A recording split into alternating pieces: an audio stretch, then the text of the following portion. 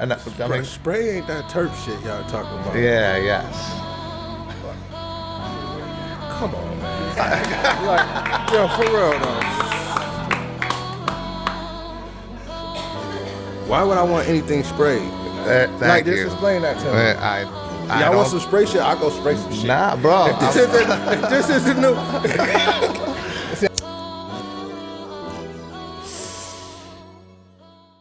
It's about that time again. Stoop to store, legacy to legal. You know how we do it. Stage 1 podcast, and I'm super excited to share with y'all. We got 38 Spesh. Everybody make some fucking.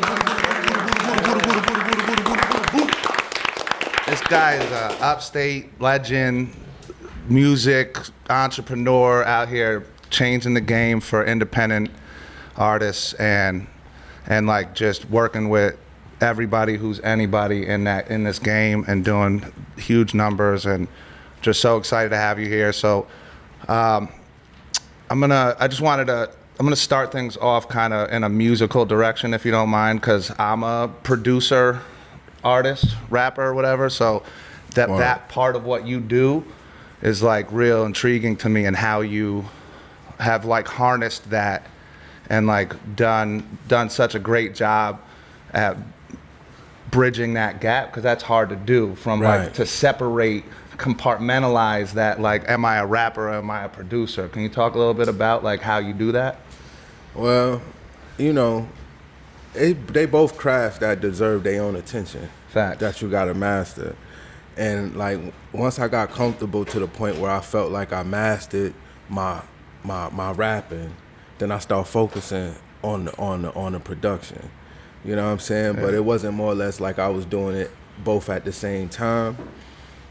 You know, and then once I started focusing on the production, I just locked in, and then, you know, that's how. And then now I'm at a high level. I'm knocking them things out. Like, you are, man. You know, you did Graph's last project, right? That's shout out to the homie Graph. That's shout out to man. Graph. Yeah, Graph is a friend of the show. He's been he and I and actually Jason have a record together that we haven't put out yet, but that we're sitting on because, you know, we're getting ready to put it out. But it's like you know, to see that, like, to do a whole album with like to be bringing that piece back to hip hop is dope. Like, it used to be the like producer artist kind of. So it was like you got billing on the record, like, you know what I mean? Like, you didn't spit a verse on it, but you got billing on the shit as the producer. That's fire. Like, talk a little bit about that. That was intentional, obviously, right? Yeah, definitely, man. You know, I wanted to establish myself as a producer more, you know what I'm saying, and let people really know how I could get busy. I've been doing one joint here, one joint there, you know what I'm saying, but that don't really get as much attention when it's on a project full of producers and shit, you know what I'm saying? Right. So, you know, I know I needed to start doing like whole projects with, you know, rappers. And, you know, my boy Graph, shout out to Graph, you know, he's talented. Super. You know, very talented. So it was very easy for me to, you know, you know, and I'm glad he trusted me, because it'd be hard, you know, you know, for artists to really sit there and trust you. With like, as a producer, you know what I'm saying? And, good you thing know, he did, man. That fucking Rockefeller chain joint went crazy, bro. That went crazy, that went crazy. That was everywhere. I was gonna say, if anybody can garner some trust, I'm sure it's you, though. You know what I mean? I appreciate that trust. I appreciate that. Appreciate that, real shit. I see what you did there, Jay. Hell yeah.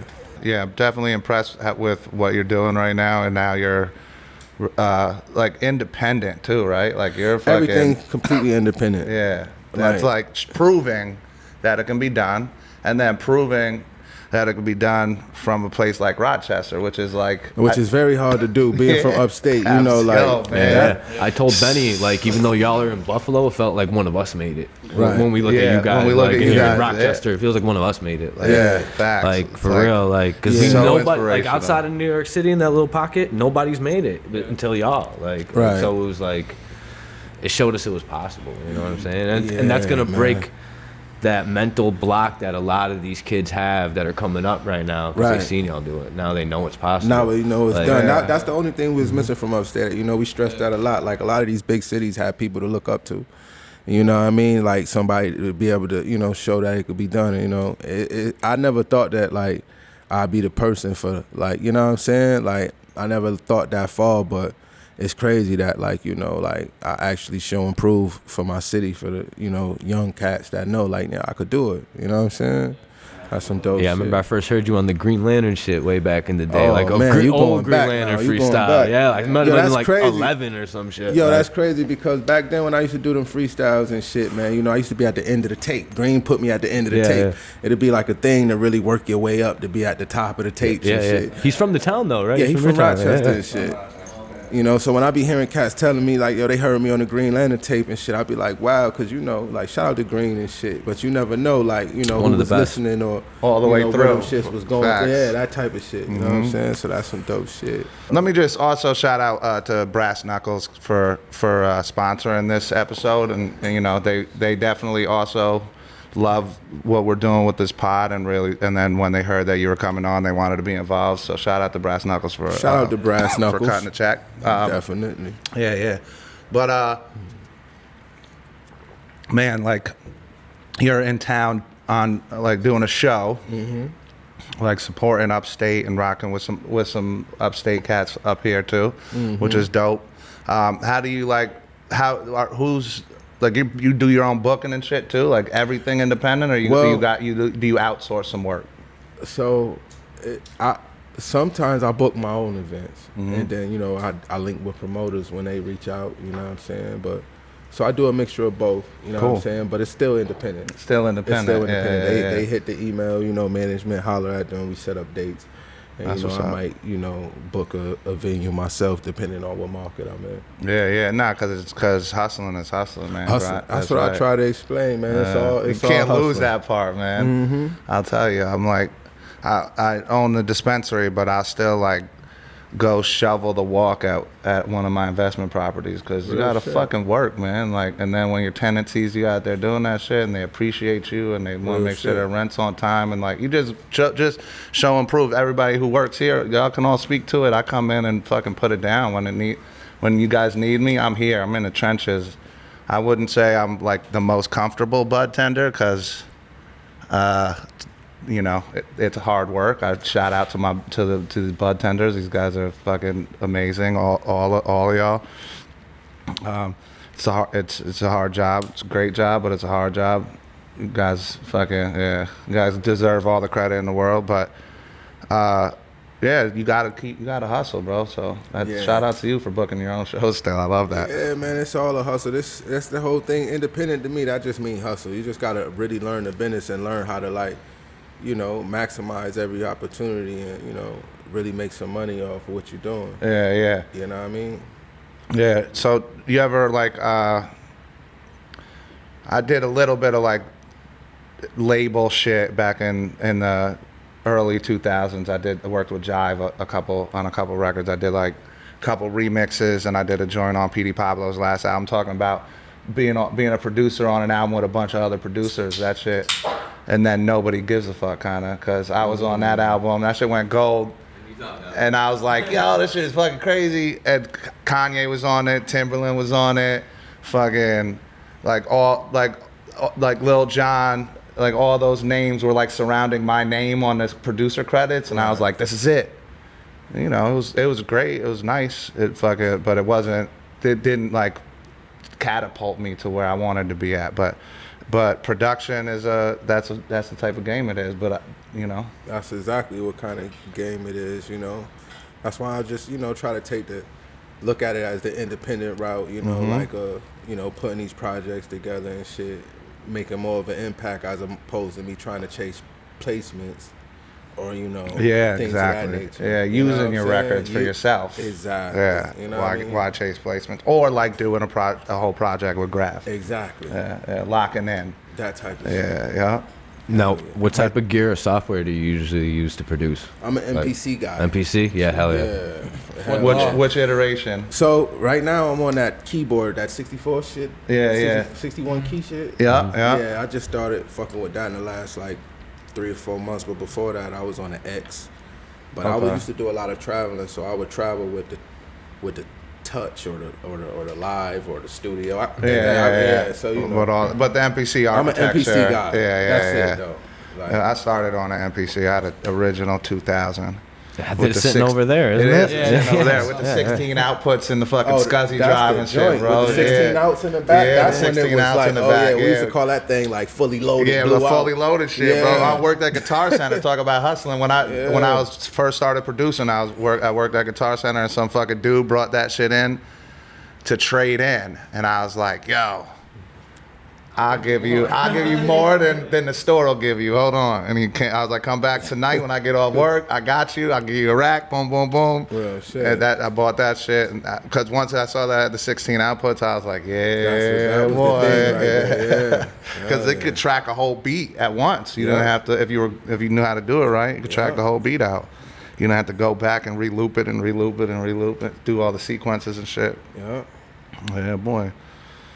Yeah, I'm an MPC guy though. You know what I'm saying? Hell yeah. Yeah. What's your DAW? You do Pro Tools? Yeah. Pro Tools basically. You record and mix your stuff too? I record myself, but then I send it to get mixed. Hell yeah, but I make sure I cut my vocals clean as possible. You know what I mean? Yeah. What's your chain? So I Telefunken 211. Look, he talking real talk. Like, so what's your chain? What's your chain? So, what's your vocal chain, bro? So I'm real basic. Like, I got a Telefunken 211 going through a Neve. Oh, just simple shit. Going through a compressor. Which compressor? Shit, man. I think it's. I don't know the after black one. After I show you the vocal chain we got back here, we got the U87 going through the LA2A. That's what it is. Yeah. The LA2A. The LA3A. I got that. I got an 1176 too. Yeah. It's something 76. I know it's a black joint. That's the LA3A. Okay. Yeah, I got that back there. Yeah, my man Fern gave me that. Shout out to Fern. Yeah, so I got that going through the Neve, going through the compressor right into the fucking interface. Nice. Yeah. Clean vocals, real clean vocals. That's what it's about. You know what I'm saying? Like, I'm a mic guy, man. I love the U87. That was what I started with when I first started. Like, when I was like, I'm professional now. Yeah. That was the first mic I copped, and then I went to my man's studio and heard the U47. Oh yeah, the U47. Said, what the That's fuck crazy. is this? Yeah. And then I went and then I ended up buying that, and then I got introduced to the Telefunken 211, and I had to go and get that. So, the Telefunkens are nice, man. Yeah. I mean, your shit. Obviously, you're not playing around. Oh yeah, I ain't playing around. No. Ain't too many rappers talking about their microphone. Not talking you know about what I'm saying? Ain't too many rappers talking about they running around with those Telefunken 211s. You know what's crazy though? If you think about it though, like what better of a tool for a rapper than a microphone? And if you're real serious about your craft, then you better be serious about your fucking tools. You know what I'm saying? Shit. No bullshit. So that's just what it that is. just shows the level that you're at. That it's important to understand all that shit, bro. I know all that shit. It's funny that Scotty and Ricky, they were students at a school that I taught audio at. So like that was like a little side hustle I was doing when I ran the studio. So you went to school to audio for it? Or I went to Purchase. That's cool. Yeah. That's cool. And I got my master's, and then the line was always to like teach, right? That was always the track I was on, and then I got arrested, and then I couldn't really teach at like a university per se. And then the school I taught at that these guys were at was like a proprietary secondary school, kind of like it was just studio shit. Right. You know what I mean? You have to take English or anything, so you get a certificate at the end. Right. It was cool. We had a good time. These guys were in my first class. Yeah, it's true. For my beats engineer, Steve Sola, he did all the Prodigy shit from murder music till when Pete passed. Oh, that's dope. So it was dope working in the studio. He crafted all my favorite shit growing up. He did Real all shit. It was Rick and he did mad Oh, shit. word. Yeah. So that shit panned out pretty well for me. Hell yeah. Yeah, Ricky's doing his thing too. Yeah, I learned so much there. I didn't take the same route as Scott, getting hired somewhere, but going to school and having Rick as my teacher, it just opened up my songwriting and the way that I produce and piece records together and everything. Oh, word. That was what I went into the school, knowing that I wanted to come out where I did. So You can hear it too. super thankful to Yeah. This guy over here from. That's dope. Yeah, nah, man. We just do, we just do the fuck it. dope. You know what I mean? And now these guys work at the store, and we just crushing life right now. We're selling mad weed. Right. Sell a fucking lot of weed. So. Right. And fucking doing that shit. We do have to pay a lot of taxes though. That shit is wild. But. I could imagine. Yo, but shout out to your merch though, bro. Yo, thank you, man. It's fucking fire. Thank you, man. Shit. TheTrustStation.com, man. You know, y'all go check it out, man. Go get it, man. We got some great merch That's up good there. quality though. Like Great you're quality. taking your fashion, fashion seriously, right? You're sourcing your garments from. And All shit, of that, yeah. And all of that, Yeah, definitely. you're not Everything just like- cut and sew. I'm not buying nothing and printing it. Just cut and sew from the, you know what I'm saying? Hell yeah. With the inside of the hoodie, Exactly. blue and outside. Yeah. That shit. Hell yeah. Work. Thank you, man. Thank you, man. Thank you. I'm trying to get there. I want to get merch someday. The merch game where it needs to be. Mm-hmm. But it takes work. Yeah, definitely. You know, yeah, it's a lot of trial and A error. lot of trial and error. Yeah, a lot of trial and error, you know. Yeah, like the hats. Yeah. The hats are crazy, bro. Oh man. Yeah. Word. Could you talk about trust? And obviously, if you're somebody that listens to your music, we know. But if somebody asks you, what does trust mean to you? What would be your first answer? Oh man, like it's so crazy because like even though you know that's the name of the label and something that I actually push and something, but you know what, it's not something that I give away too easy. You know what I'm saying? So it's not like, you know, but it's something that I actually appreciate and cherish though. You know what I'm saying? So you know, like it's, you know, the trust is a movement that's. A lot of people think that it's like, you know, an independent record label, but really it's just like a tree with a bunch of branches and shit that we all just connected to join and like share resources. You know, a record label, an old-fashioned model of a record label would be like to sign an artist, own them, you know, for a certain amount of time, and then, you know, everything go back to the label. It's like a bank. Yeah, that's what it's really like. It's like a bank loan. Yeah, so with us, we really just like, you know, connecting everything, sharing resources. Everybody grow, do their own thing, but they got like a trust network that they could go to and connect if they need, you know, connections to this artist, to this producer, to this. They know they could go through the trust network and actually, you know, connect things. And, you know, we put projects together and break bread as opposed to, you know, having, you know, the old-fashioned record label movement type of thing. You know what I mean? So Sending contracts with small words that you can't understand. Yeah, that your type of artist shit. can trust in Exactly. your business. Exactly. That's dope. Exactly. Right. Speaking of business, who was like your first like industry contact? Was it Green Lantern? Like, was that your first like segue into the game? Yeah. Well, when Green wasn't necessarily an industry contact when I met him because he was still like I was young, and he was on his come up. But that was the first person that I knew that was busting moves, and he was the one that brought me into the whole fold of the game of That all must of have been this. crazy to watch him blow up. Yeah, I watched him go from being a local DJ to being Eminem DJ. Yeah. That was my inspiration. He took shit over, I for watched real. him go from a local DJ to being Eminem DJ, and I was a teen. I used to carry his crates in a club. That was the only way I was able to get in, and he actually started like working with me from hearing the beat that I made. So it wasn't even on no rap shit. He heard a beat that I made and then took me under his wing, and later on he started calling me his artist when he, you know, had faith in my rapping after I showed improved, and he just started calling me his artist. Never really put me under no paperwork to lock me down, but just was more like a mentor and shit. So he would have me in rooms around shit, and I would see shit that I would have never seen coming from where I came from. And that right there was enough motivation to let me know that it could happen. Yeah. So, you know, I ain't gonna lie though, after years and years of that, because I was like 18, 19, 20, after years and years of it not happening, because it ain't start happening probably to me until about like 10, 15 years after that, I got a little discouraged again. You get discouraged again, you know, because you be like, all right, maybe it won't. But then I started seeing people from my area, like Griselda, shout out to Griselda, and Benny, you know, actually like starting to get recognition. And then, you know, it was the same feeling like, oh, this can happen again. You know, and I know people see me and get that same feeling now from the area. You know what I'm saying? And I hope without a doubt, just keep that shit pushing, because we need this is a discouraging journey. You know what I'm saying? So motherfuckers need every source of inspiration that they could get coming from these areas.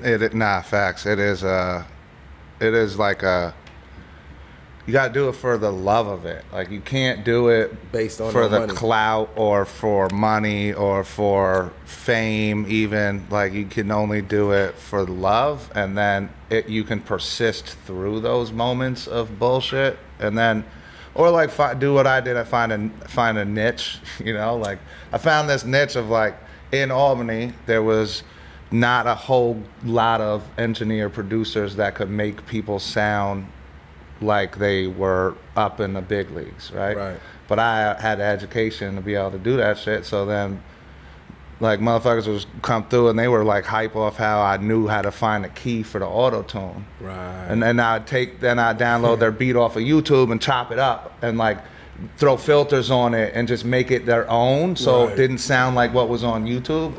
And it was they thought you was a genius, bro. I do that shit all the time. Seriously, people thought I was a fucking genius, but I was just doing what I was doing. Fuck it. What I could do. If I could have been making beats for everybody, I would have rather been doing that. But I was still, like, I had my band that we were touring with a little bit, and fucking we like regionally we made some noise. We had a lot of fun. Fucking opened for a lot of different people. Wu-Tang. Like Wu-Tang, Cole, fucking Fab.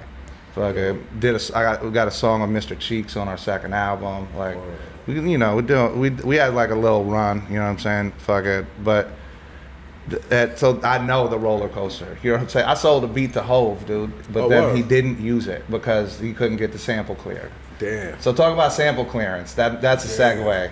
Yeah. Because how do you do that? Oh, shit, man. So, shout out to the sample police. Yeah, that should be whack, son. They fucking.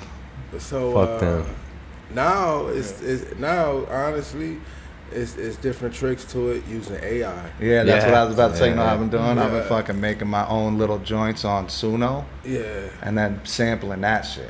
That's basically what it's really about. It's really about, you know, either hooking up with musicians and shit, and sampling live music and shit. Interpolations are cool too, because then it's like the publishing. Yeah, that's you pay the publishing. That's better than paying the masters. Exactly. You know what I'm saying? Share a little bit, like. Exactly. You can get you could talk to the writer and like make it make sense. Right. You know what I mean? But I still don't let that stop me from digging and shit, because I'll be like, I don't want to compromise the music, the art, and I know where I came from. Facts. So I say, you know what, fuck it. If I love the record and they catch me, they catch me. You know what I'm saying? But I'm using this shit. Fuck you know what I'm saying? So I still dig. And you know what? And I think people are just respect what you do, so nobody's even fucking with you. They're just letting you rock because it's fucking dope, bro. Like. I hope that's the case. You be getting cease and desist? Like, you ain't not. I had to pay a few times. All right, I had to pay a few times. I fucking shout out to that. No, they catch me a couple times. They catch me and they charge me. You know, I'll be like, damn, do I pay for it or do I just switch the beat? Because, you know, I be like, you know what I'm saying? So I just switch the beat. Like, but then sometimes song might turn to a whole other record. They'd be like, yo, damn, this ain't that. I'd be like, I don't know. I got to, Nah, you know what, though? Just keep being prolific and none of that shit will matter. That's a fact, bro. You know? That's because you and I know that as long as you could tap right into that source energy that gets you to the finish line with your art, bro, like, that's all that matters. That's it. You don't lose that. You have that. That's just shit. Forever, bro. You just fucking. It's surprising that shit is forever. Yeah, it's crazy. Like, no, for real though. I'll still be surprising myself with the shit I come up with. Like, yo, how the fuck? It's been a long time. I be looking like, damn, I put this out like 7 years ago, and I'm still coming up with this crazy shit. Yeah, I know. I'll be like, yo, this some real God-given shit. It is, bro. You know what I mean? It's the source energy, real bro. Shit. Speaking of old projects, Son of G-Rap. What was it like to work with him? Because that's got to be just. It was amazing. Surreal. You know what I'm saying? Like, it was, man. Because, like I said, man, to be honest with you, like, I didn't grow up listening to G-Rap because he was older then if I had to go back on so it I had too, to go like, back. So I had to go back once I realized. But then I realized, like, damn, where did all these flows came from?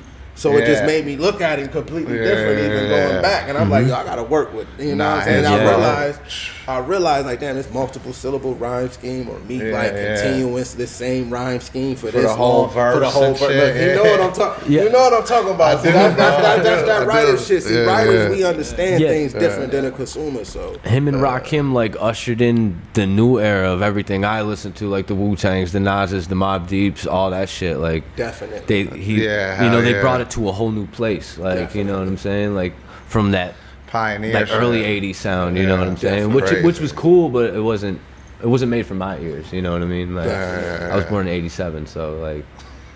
It just wasn't made for my ears. That's brought real it to shit. that place. Real shit. It's like why the kids now can't fuck with our shit. Like it's just not made for them. Like different generations. Nah, you just have to school the kids. I embrace it though, they get it, Yeah, his son. Believe it or not, though, some of these it. kids, man, I seen kids rapping Tupac hit 'em up. Yeah. 10-year-olds and shit. Like, so you know what I'm saying? Like, they catching up. The classics. Like, the classics, they understanding they this shit. You know what I'm saying? So that's like the same way it hit us. If it's presented to them right, they gonna be. You know what I mean? We just can't be offended when they look at like Wu-Tang, like my generation looked at Led Zeppelin. You know what I'm saying? Or fucking Jimi Hendrix, or you know what I mean? Like we like idolized that generation's music, and like the 70s loved that shit, and there was like super innovative shit happening. So like this new generation's old shit. The shit that in the 90s was fucking the 70s, the old school shit. That's what fucking the shit from the 90s is now. That's just what it is. 40 years old, bro. Right. That's crazy. Yeah. It's And I think crazy. too, it's also like the kids aren't gonna be as excited about your shit as you are, but they see you as excited as that, and then they hear it and they're like, nah, this ain't. I don't feel that same way. You know what I mean? Because they're already so excited about what they're listening to. So it's just like that. They that discover little separation. it. Nah, because you know what I mean? when you're a kid, that's how you feel. But But then when you get into that one age group, you gotta same exact shit with us. There was so many songs that came out in the 70s that I listen to now and be like, oh, that shit fire. Oh hell yeah. Know what I'm saying? I'd be like, oh shit, it came out probably a little bit before I was born in the 80s or some shit, and I'm like, this shit is fire. fire. You know what I'm saying? Because So, good music is good good music. music is It might good not music. understand it as a child. Because listen, we gotta really realize that kid music is for kid music, and that's where a lot of people go wrong at. Yeah. A lot of people go wrong because they see kid music, which is like the modern music, which is like really like the main music. Yes. And they feel like in order for them to adapt or make it as an artist, they gotta rap for a child. Yeah. That shit has an age gap on it. It has an age. It's locked into a certain age group. So you got to realize those kids grow up. I don't listen to the same shit I listened to when I was a kid. Right. There's a lot of rappers getting quiet when they're asked about their age right now. Like they don't want nobody to know how old they really are. That's because they rapping for kids. You When gotta- you're rapping for a grown person, you don't mind your age because you know who you're rapping for. Cause you You gotta know what I'm have saying? someone like I ain't grow running into from your my music age. and grow out of it. Real shit. Yeah. That's the truth. You know what I'm saying? So it's a lot of older rappers. I done ran into rappers that's my age or older, and they got an industry age. Because they make you feel like in order for you to make acceptable music that's actually going to generate some type of response, you got to rap for children. But it's just as many grown folks as it is kids. Right. Yeah, and they consume the music because the way music is consumed now, it's not like you got to go. It's not like an investment like it used to be. Right. You know, it used to be you had to go to the fucking record store and buy a CD, and you got to spend your $20 on that shit, and you might only like 4 songs. Right.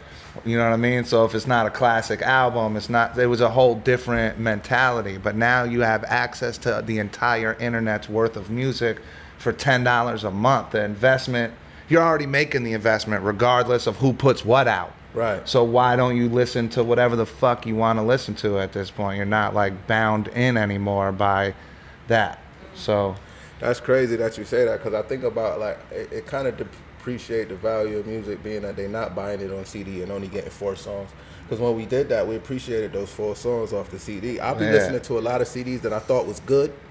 I'm like, damn, it ain't had that many good songs on this CD. But being that it was 4 good songs on this CD, and I had to go through so much to get it. Right. My appreciation You for love the that shit. project Yeah, was yeah. different. Absolutely. You know what I'm saying? Absolutely. And now Like- it's so disposable because you're just paying the one fee for it. So there's that creator economy where it's like buying into my shit. Like you see what like that LaRussell kid Definitely. is doing. I like what he's doing. Yeah, it's like cool. And I feel like it's like playing off of that whole that independent landscape that Right. you're a pioneer of, like Right. taking it and saying, oh yeah, all right, here, buy into this record.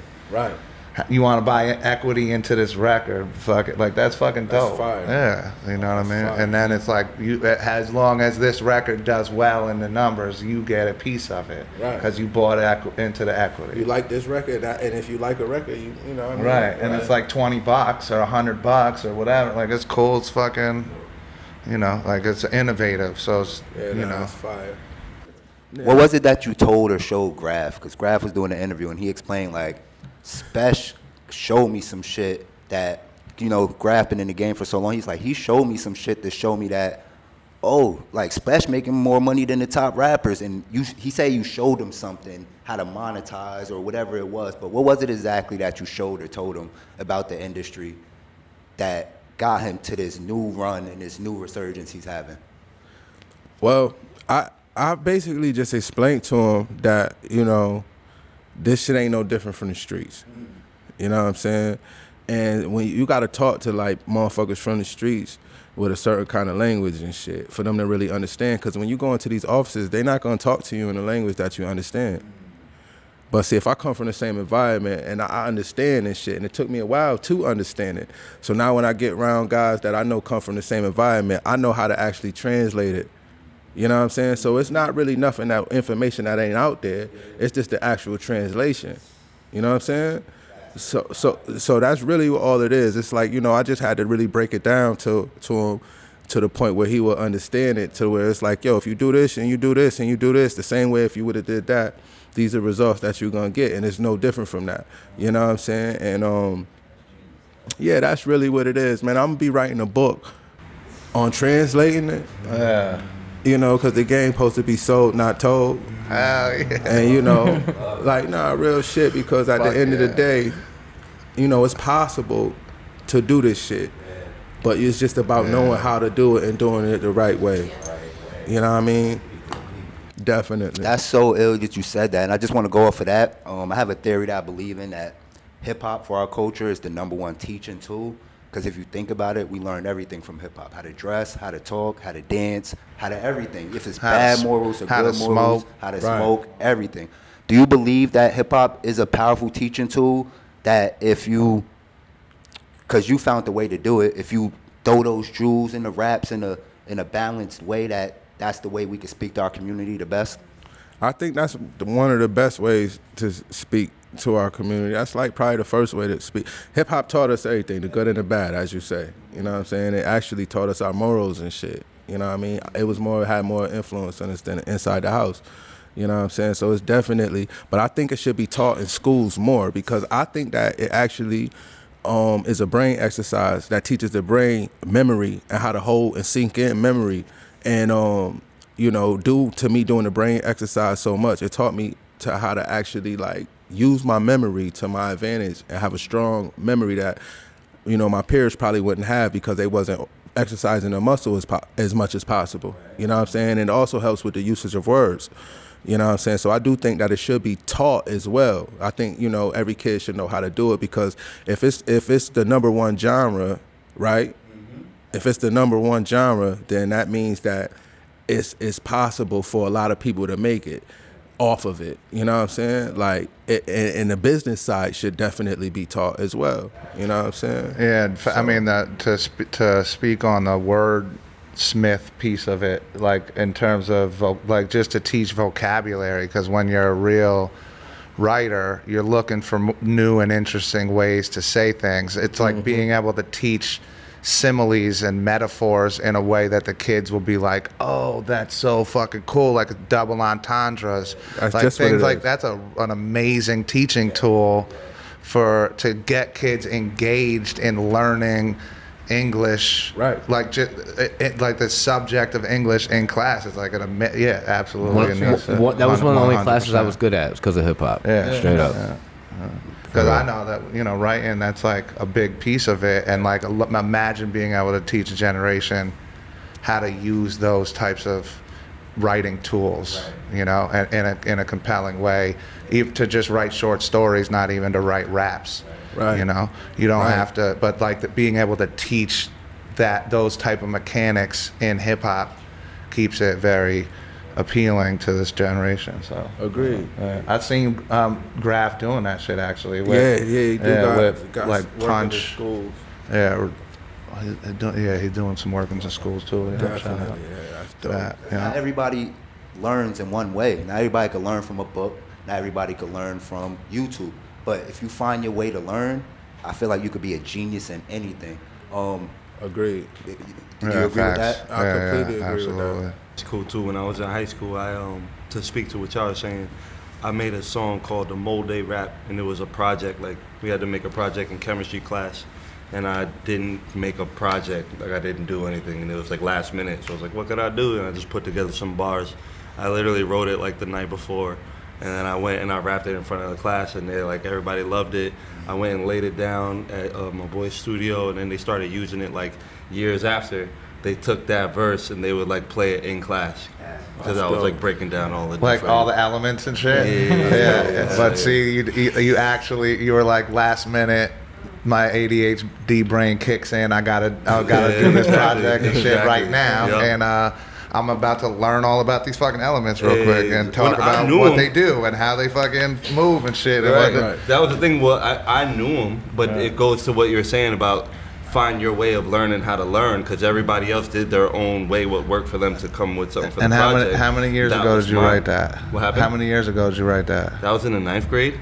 And you could probably still spit that shit to this day. I don't know if I can spit the whole thing. I said, good morning, class. Let's talk about chemistry. Like a proton, I got positive energy. Pay attention, I got a lesson you should follow. A guy named Avogadro had a motto. A mole is a measurement used to measure elements. Use them in class if you want to look intelligent. Molecules to moles are easy problem to fix. All you got to do is multiply it by 6.02 times 10 to the 23rd. Over 1 mole, proper sig figs preferred. That's the whole reason for this very special day. So I had to make a rap because I'm trying to get an A. I'm really trying to pass.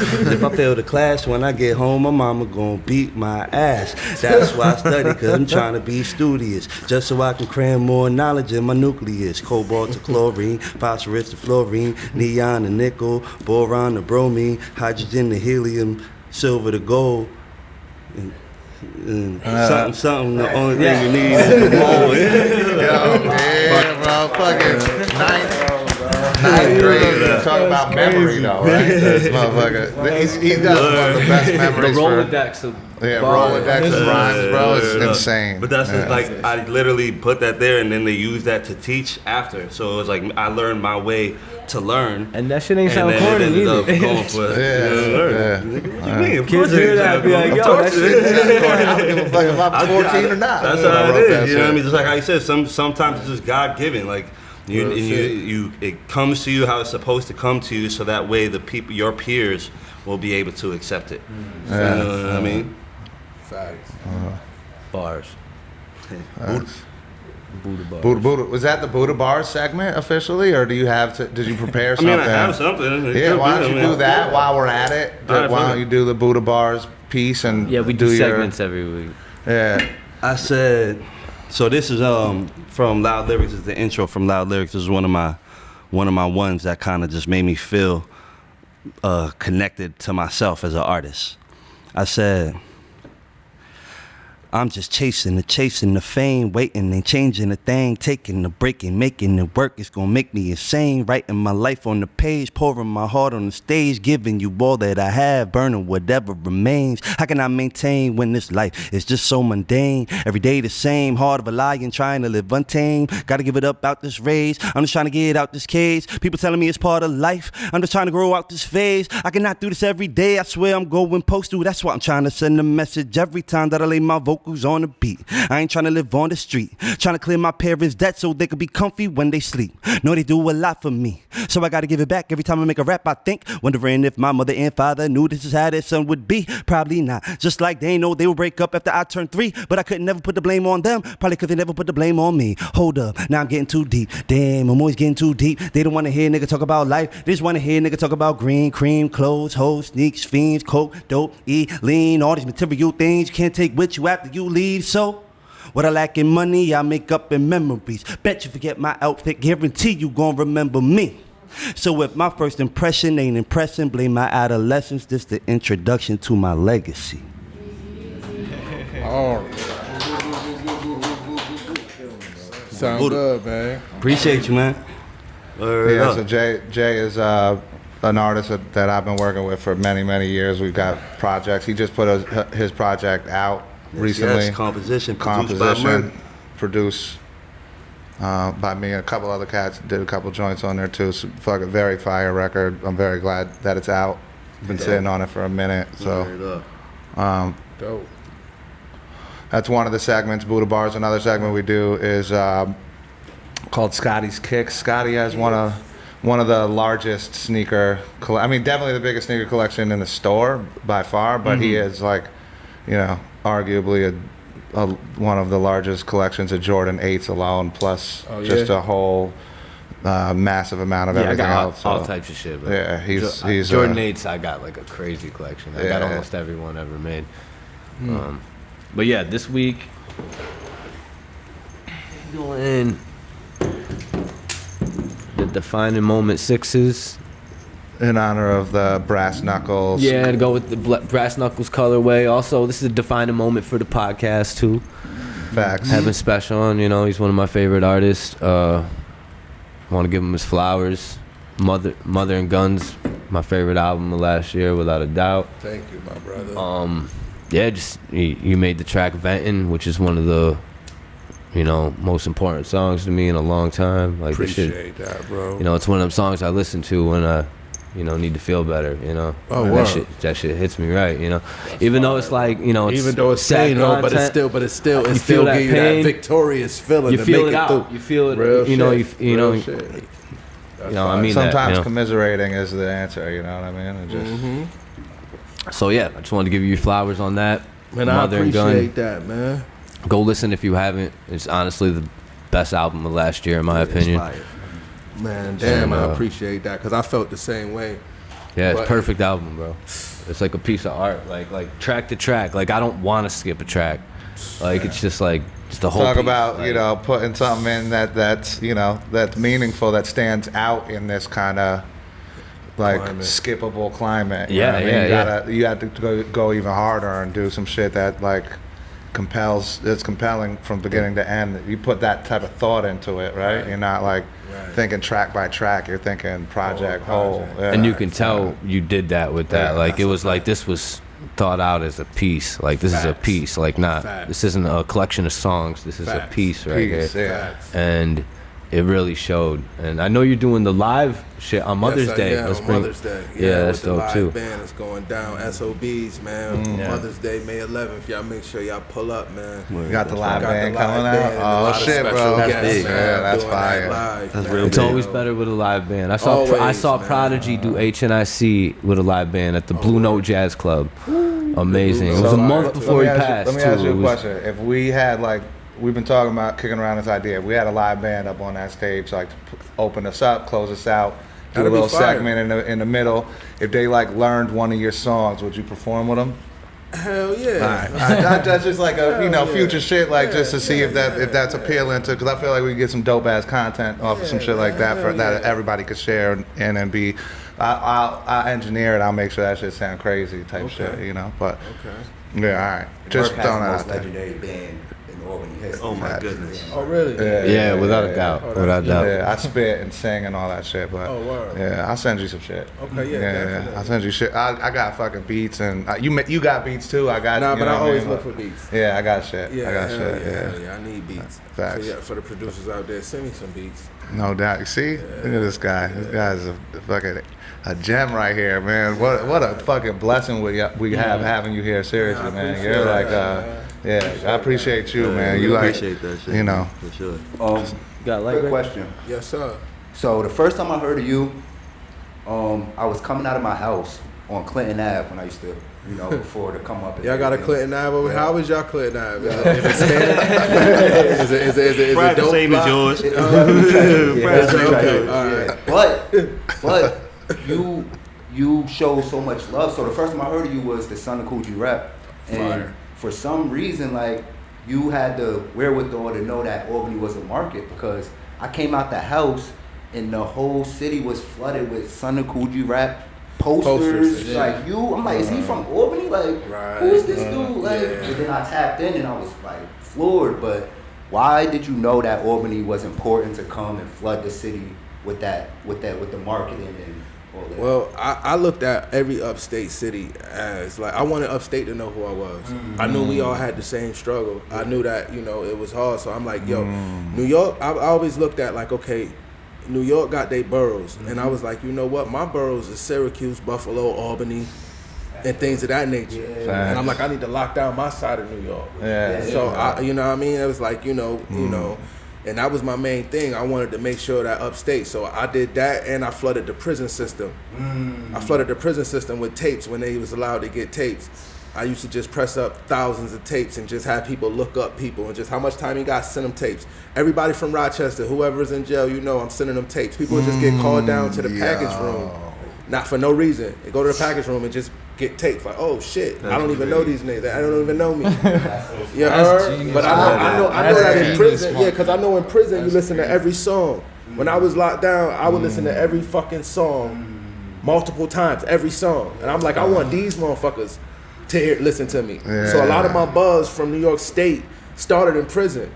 In prison, you know what I'm saying? That's OT the real. A lot of his shit came from the prison buzz. That's crazy. Yo, that is smart, bro. You still tap into the That's JPay where he sells system all his albums. In the They music. kicked me out the JPay system in the last year or so, but I'll be back in there. I got that's wild. which I don't They kicked you out understand. JPay? Yeah, I don't How can understand. they do that? I have no clue. So you were like, for those that don't know, JPay is like a kind of like a platform, right? It's like a platform. Yeah, it's a platform where prisoners log into their tablets. The tablets. It's they Spotify and YouTube and all that, where they can consume music for a certain amount a month. Yeah. And they got and they all pay edited the commissary and shit, right? To fucking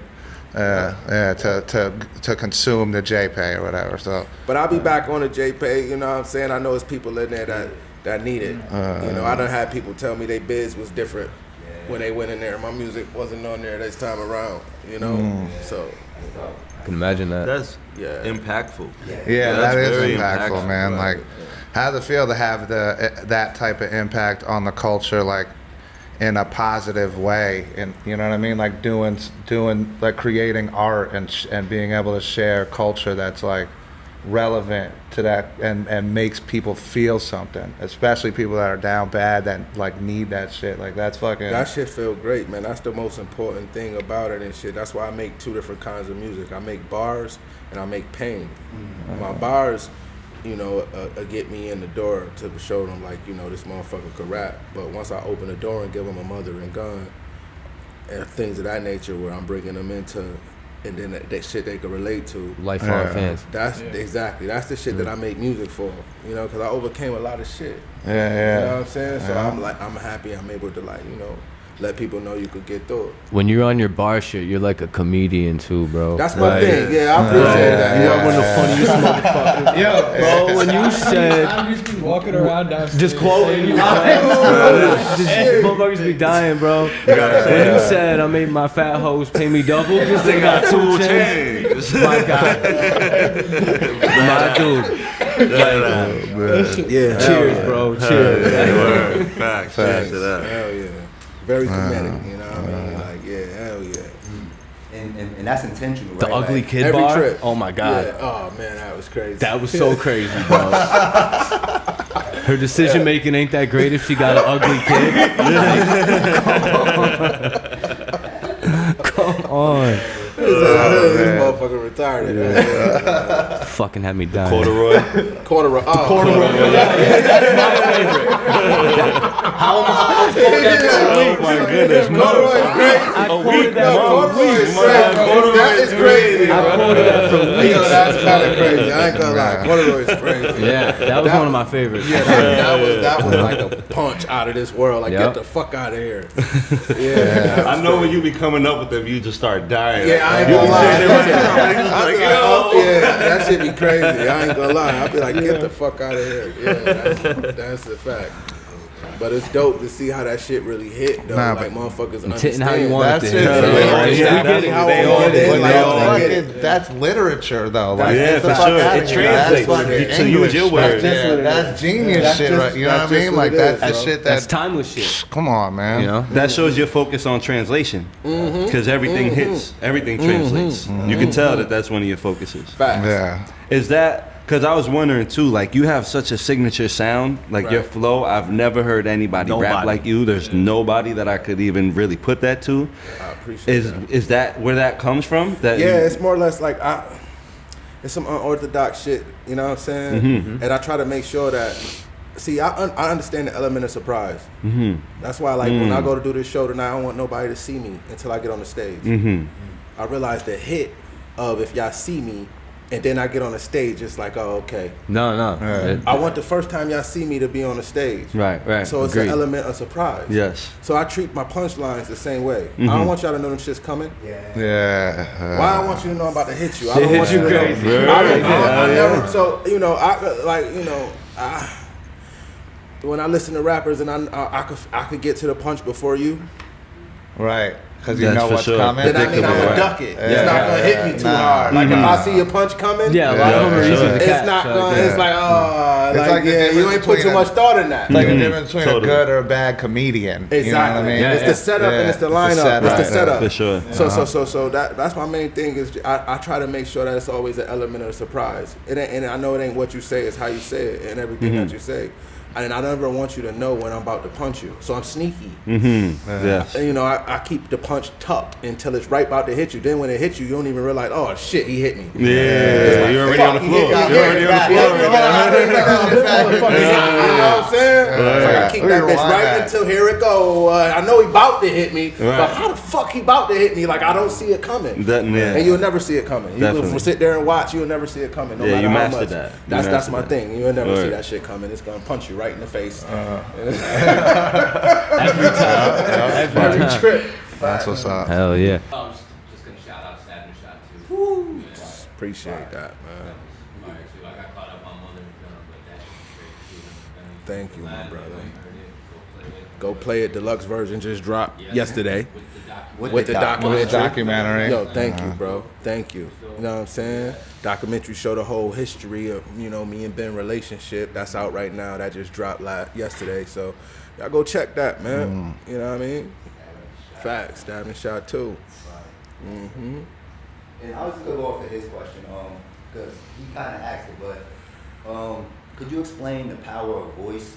Because, like you said, you got one of the not only bars but unique voices in the industry like you never heard. Did you always know that was a superpower, or did you just? So yeah, let me tell you how I knew it was a superpower. I knew it was a superpower because I started rapping when I was a kid and ain't have a voice.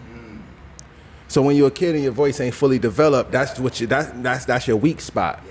So I started writing very early, and I was sharp and nice very early, and I hop in ciphers with grown ass men, but I ain't had no bass in my voice, so I kind of sounded like a woman. Yeah. You know what I'm saying? So with that shit is kind of like, you know, you're like, damn, you rapping hard as a bitch, but your voice light. Right. Because you're still a kid. Right. You know what I mean? So it would make me rap extra aggressive.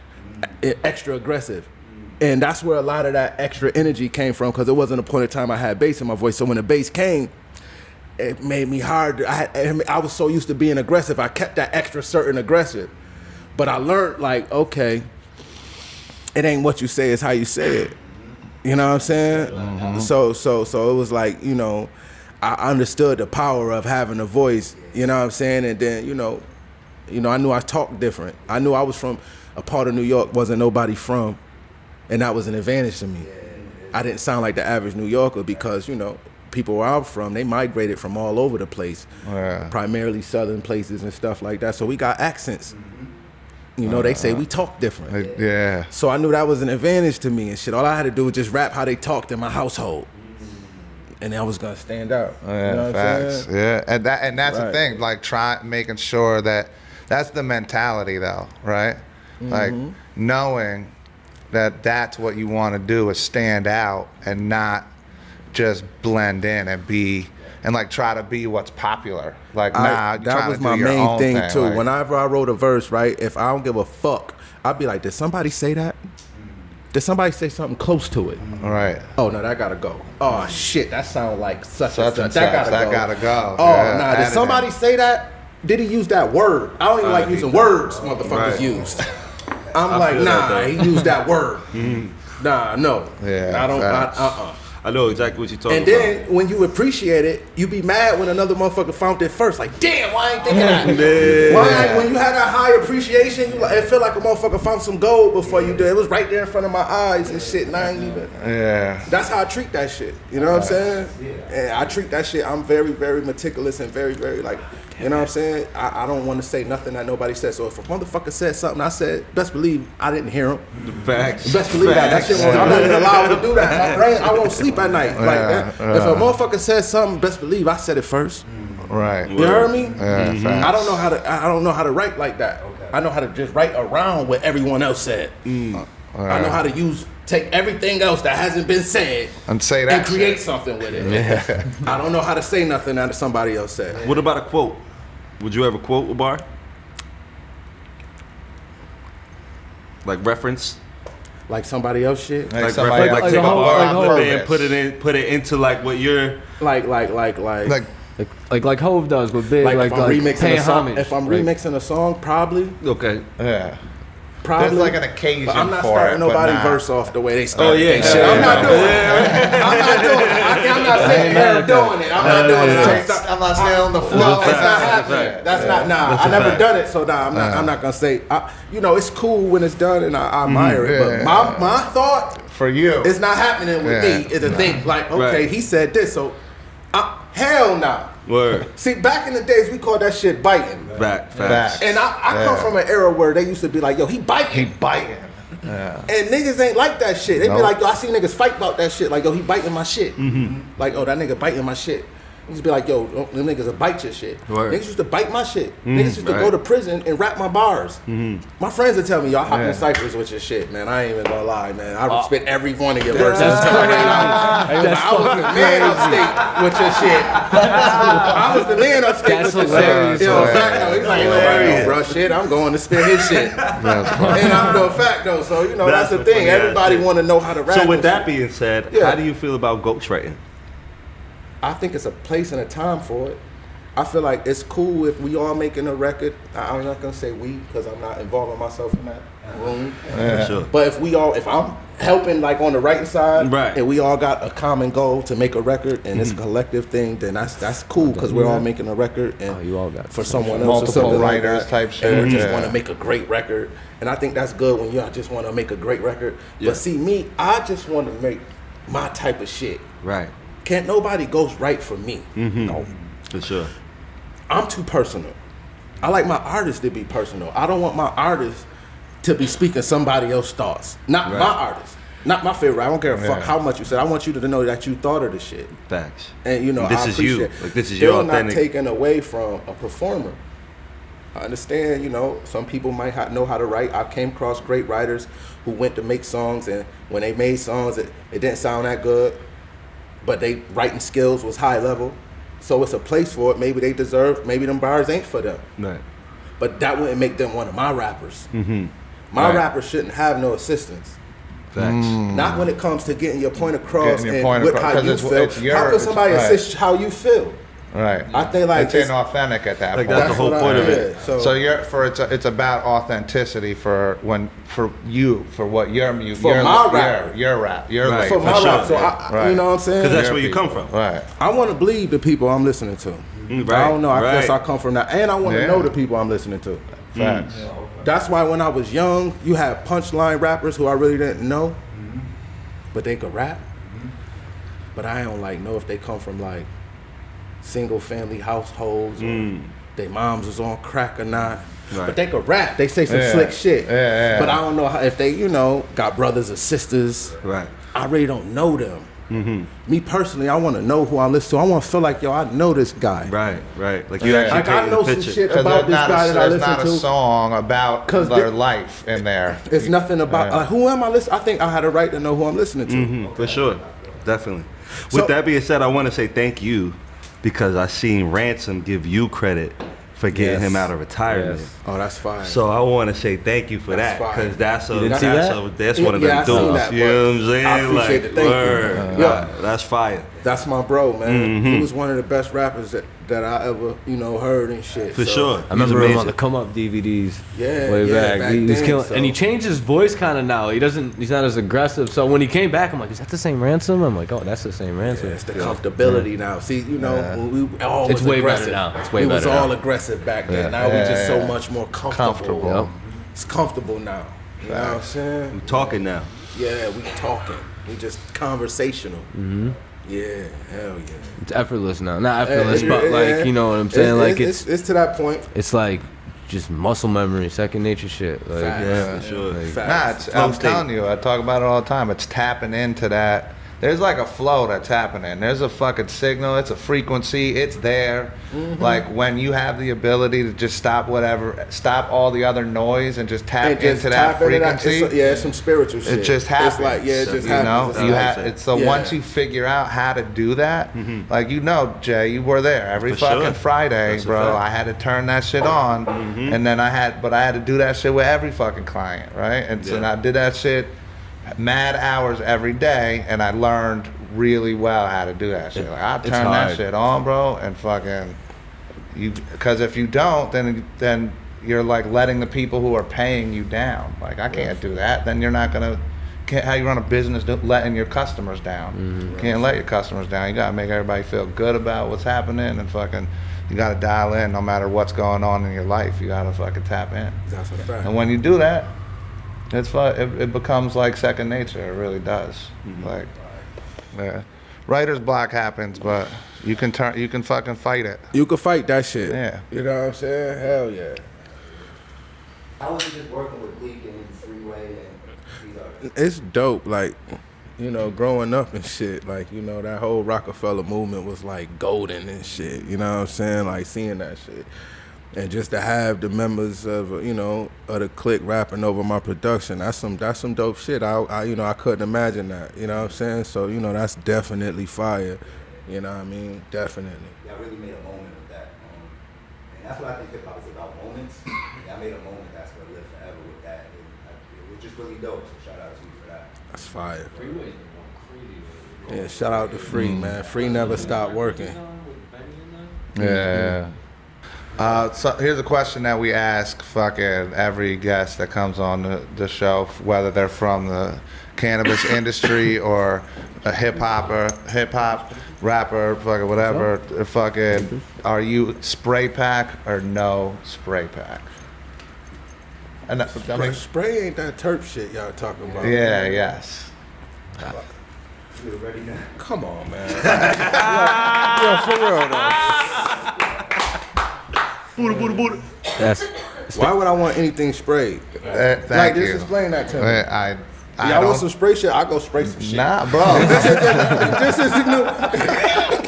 See, I've been gone for too long. You know what I'm saying? I've been rapping for too long. Yeah. I would have been super rich if it became some spray shit. It wasn't about no spray shit when I was around. If I could just spray some shit, y'all in trouble. I'm gonna have all of everything and what?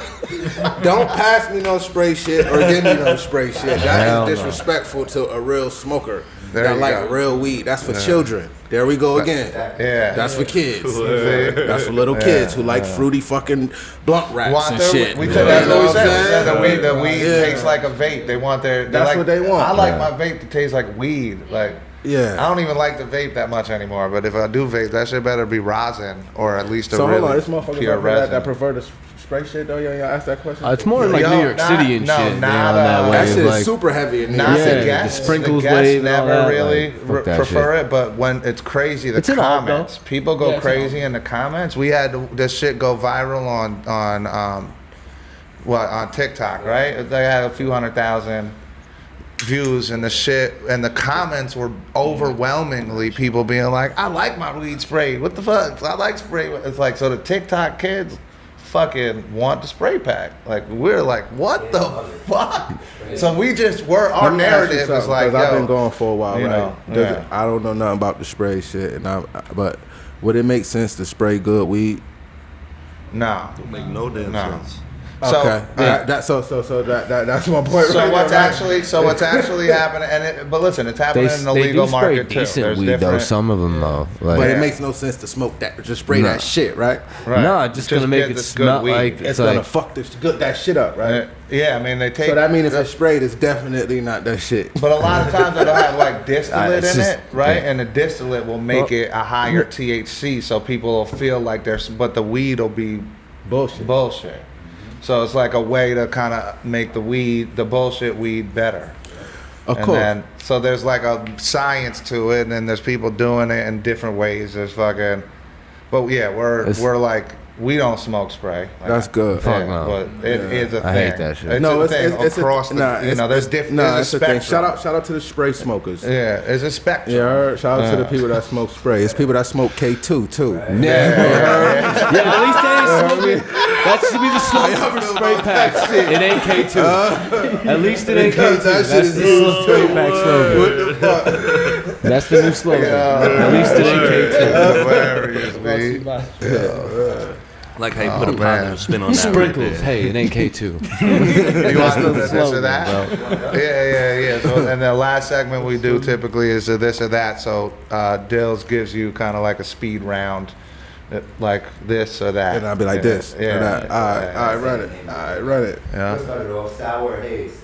Okay, haze, my nigga. Haze. Okay. Sour make me anxiety. Sour makes me anxious and gives me fucking like panic attacks and shit. That's not what's up, but that's crazy because I've heard people say that all the time, like customers. I've never felt that before, but I know a lot of people. Nah, that shit makes me jittery. Yeah. I don't want that shit. I hope this ain't that. Nah. Did you roll that up? You rolled that up? That's the Jordans. Okay. Yeah. Jordans. Okay. 90s hip hop or early 2000s hip hop? It depends on what part of the 90s. It has to be later 90s. Later 90s. Early 2000s was real short. It'd be the later 90s. Okay. We talking about from 96 on up to 2000, right before from 95 to 99. Yeah, I take 95 to 05. That's my favorite. That's my favorite 10 years. 95 to 99 over 2000 to 2005. Yeah, because you know what? Chronic 2001 came out in 99. Real shit. Even though it said 2001, real that shit. Real shit. 99 from like 95 to 99. That's it. Golden era. Okay. Streaming era or CD era? I wouldn't make $1 in the CD era, so shit, I don't know nothing about it.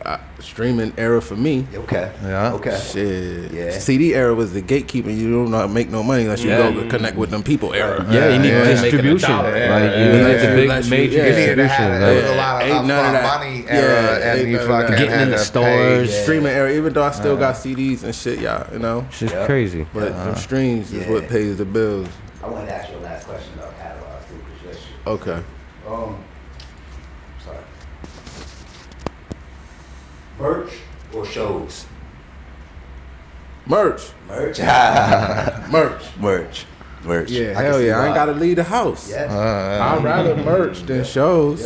Yep. They both big revenue bringers, but merch. Merch, yeah. Yeah, okay. You gotta move around a lot, and then once you got the shit dialed in like he does on the merch, you know what I mean? Then it's like working, you know, and it's like doing cool shit because you got the cut and so people you trust. Real shit. Yeah, you got the people that making your shit that you trust. Real shit. Did you take a lot of notes from Westside with the merch thing, or were you?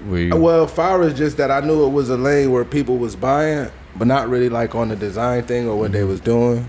But just like I knew it was a lane, like, okay, motherfuckers that fuck with this music, you gotta make sure that people that like that supporting this kind of music, you gotta make sure that you got something for them to be able to buy, because they want to buy it. I got the Cocaine Cowboy vinyl right over there, bro. Fire. Like I buy physicals still, like if I support it, like real shit. Yeah. Real shit. I appreciate that. Yeah. Flowers or edibles? Nigga, please. Flowers. Okay. Yeah. Flower. All right. Action movies or horror movies? Horror movies. Horror. Okay. Yeah. Scotty, that's his thing. Yep. Radio or podcast? Podcast. Okay. DVDs or YouTube? DVD era or YouTube era? Damn. That's fucking crazy because DVD era was nothing like it. Like you gotta put DVD and tape and all that shit together. Like with Blockbuster era where it was more appreciation. Hell yeah, it was I more missed the video appreciation. It was store. more appreciation for DVDs than in the DVD era. I appreciate it more. I don't really watch nothing. Think about it compared like to this when- though. Yeah, DVD that was the I was more same locked era. That was the same era as the CD era, and it was like gatekeeped way Everything- less. It was a culturally different kind of like that. You know, Smack DVD, all that shit. That shit was like, I don't know why the entry to make that shit happen was like less for some reason than to do the independent CD shit back then. I feel like there wasn't really a industry label DVD market. That was created just by the hood. Yeah. You know what I mean? Like the hip hop DVD Hip-hop, yeah, that was thing just like, wasn't oh, we a just thing. get Like you good. couldn't go to Right. Blockbuster and rent no shit like that. Right. You There had was to. no label was provided. You that. could go to fucking Tower Records and buy whatever hip hop was available from the labels and shit. You know, but And go to the corner store, the dude yeah. selling all the fake clothes and shit to get them shits. Facts. Backwoods or papers? Papers. Tim's or Carhartt? Tim's. Timberland or Carhartt? Tim's. Tim. Okay. And last, love or trust?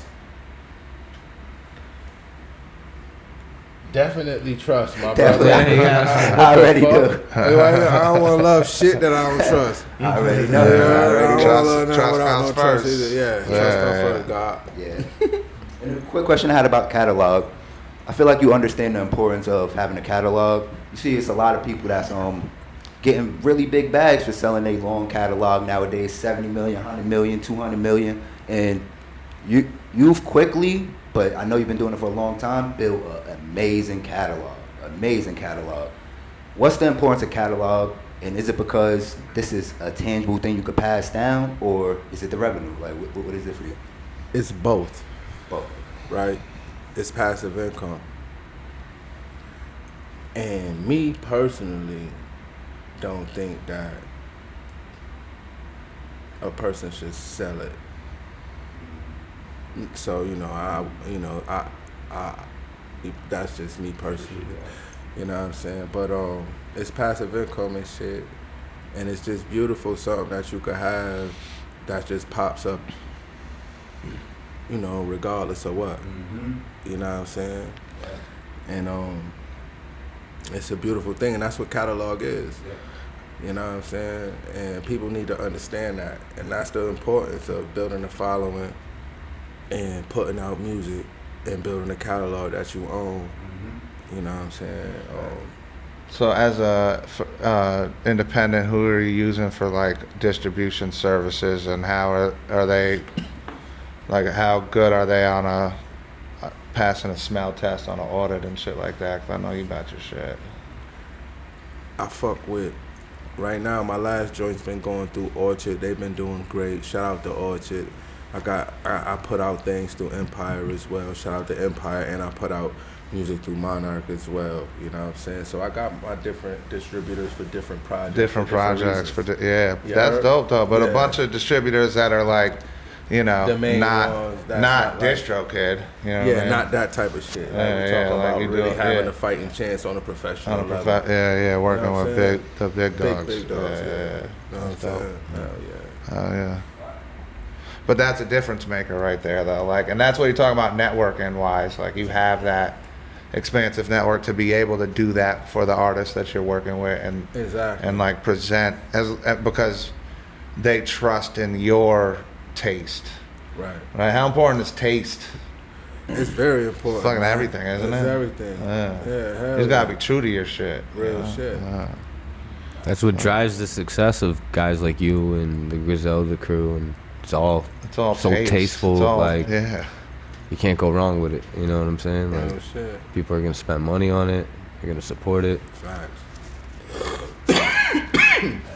Sweet. Not bad, man. Not bad, right? Not bad, man. All right. Yeah. Buddha. Word up.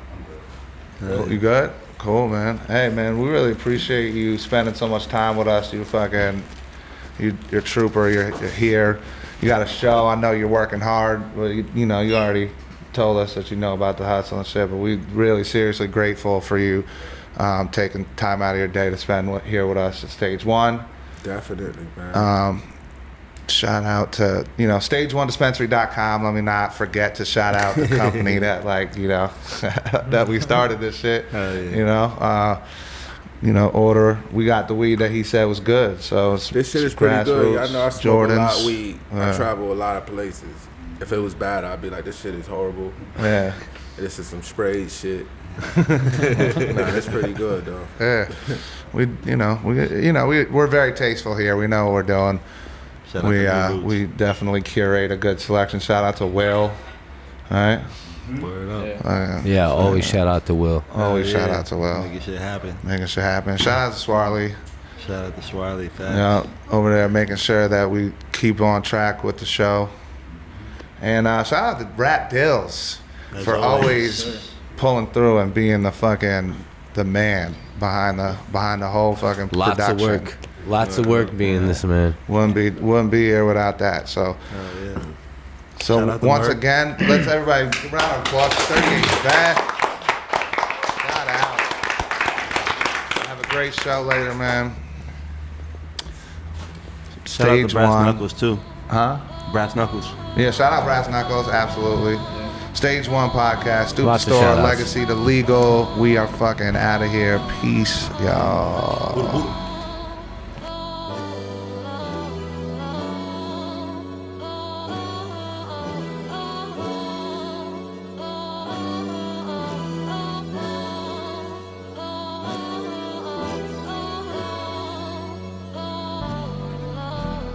I be on that OG, fire by the OG, piling up the roaches, got me feeling rosy, higher than